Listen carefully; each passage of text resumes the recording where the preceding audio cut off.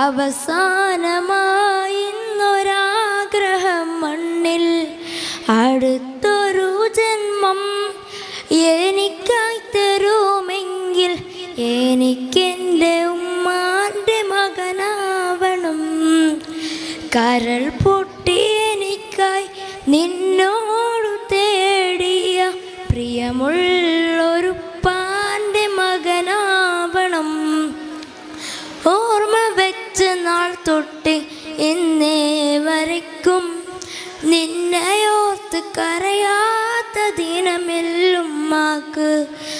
ഈ ജന്മം ഞാനൊന്ന് നന്നായി കാണാൻ വല്ലാതെ ആശിച്ചൊരു മനസ്സുണ്ടുപ്പാക്ക്.